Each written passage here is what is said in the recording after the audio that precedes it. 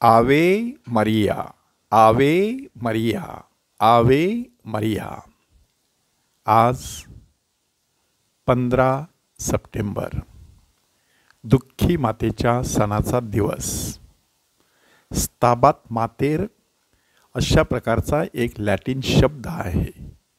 स्ताबात मातेर म्हणजे क्रूसाच्या पायथ्याशी निश्चलपणे उभी असलेली माता. इथे निश्चलपणे हा शब्द अत्यंत महत्त्वाचा आहे की पवित्र मरिया ही त्या एवढ्या मोठ्या दुःखाच्या सागरात बुडालेली असताना निश्चलपणे त्या क्रूसाच्या पायथ्याशी उभी होती. ती केवळ त्या क्रूसाच्याच पायथ्याशी नाही, तर अगदी तिच्या जन्मापासून मरेपर्यंत, स्वर्गनयनापर्यंत ती निश्चलपणे उभी होती. देवदूताने तिला निरोप सांगितला. तिच्या मनाचा गोंधळ उडाला, परंतु क्षणभरच. लगेच ती सावरली. परमेश्वराची योजना तिने समजून घेतली आणि ताबडतोब शरणागती पत्करली. निश्चलपणे उभी असलेल्या मातेचं हे पहिलं वैशिष्ट्य की जेव्हा गोष्टी बुद्धीच्या पातळीवरती समजत नाहीत, अशा वेळेला श्रद्धेच्या पातळीवरती त्या स्वीकारायच्या आणि अक्षरशः परमेश्वरासमोर शरणागती पत्करायची. त्याने माणूस स्थिरावतो, विसावा घेतो परमेश्वराठाई. शांत होतं त्याचं मन. माऊली देखील तेवढी शांत झाली आणि लगेच अलिशिबेच्या मदतीला धावत गेली. तिथे देखील तिने उच्च स्वरामध्ये परमेश्वराचं स्तुतिगान केलं. निश्चलपणे उभी असलेली माता कशा प्रकारे फुलत जाते बघा. त्याही नंतर बाळाचं समर्पण करायचं होतं. एखाद्या मोठ्या व्यक्तीचा आशीर्वाद घ्यायचा.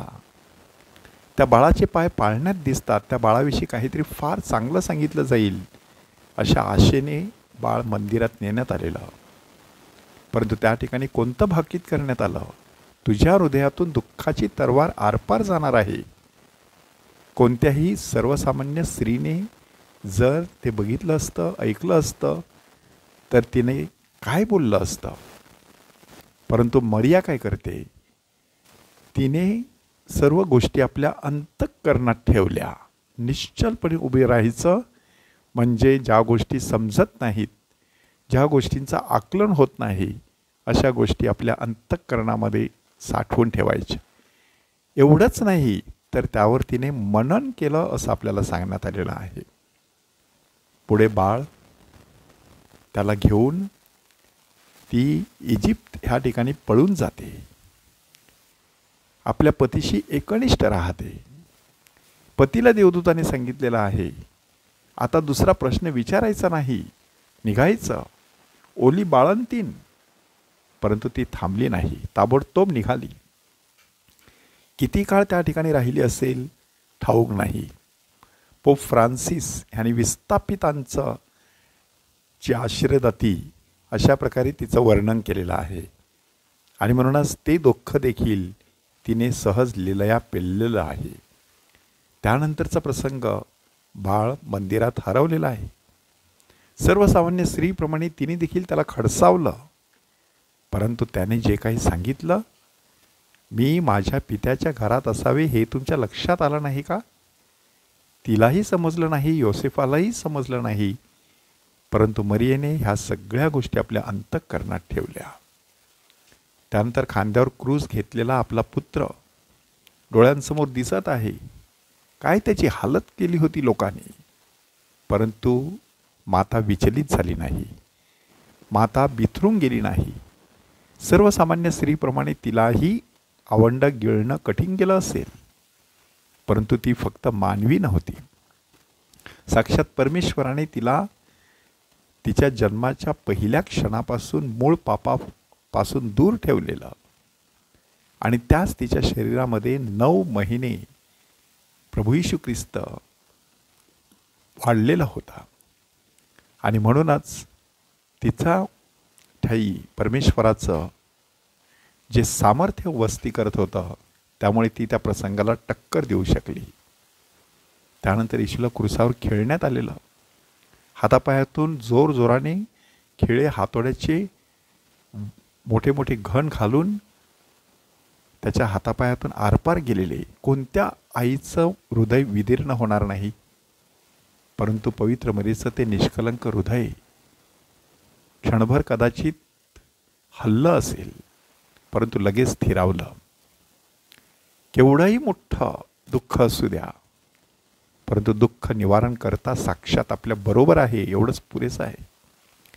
असं बघून तिने तोही प्याला घशाखाली रिचवला. त्याचं कलेवर तिच्या मांडीवर ठेवण्यात आलेलं आहे.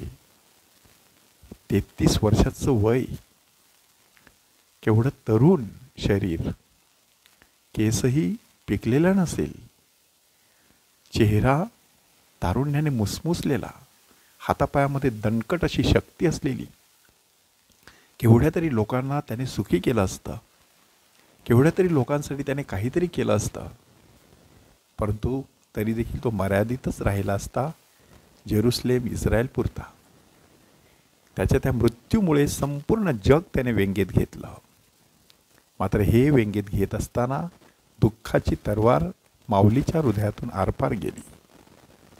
आणि मग शेवटचं दुःख येशूला थडग्यात पुरण्यात आल्यानंतर आपण देखील जे अनुभवतो तेच माऊलीने अनुभवलं. आपल्या प्रिय व्यक्तीला पुरल्यानंतर हात हलवीत घरी जायचं, पण हृदय मात्र भरलेलं असायचं दुःखाने, एका वेगळ्या पोकळीने. तो अनुभव माऊलीने देखील घेतला. अशा सर्व प्रकारच्या लोकांच्या दुःखामध्ये जी सहभागी झाली, दुःखितांचं सांत्वन झाली, पाप्यांचा आश्रय झाली आणि रोग्यांचं आरोग्य झाली, लंगड्यांचा पाय झाली आणि वासराची गाय झाली, ती पवित्र मरिया. तिचा आज आपण सन्मान करत आहोत दुःखी माता म्हणून. दुःख कसं हाताळायचं ते शिकायचं पवित्र मरियेकडून. ती कृपा आपल्याला मिळावी म्हणून तिच्याकडे प्रार्थना करूया. हे दुःखितांच्या सांत्वना आम्हासाठी विनंती कर. आवे मरिया, आवे मरिया, आवे मरिया.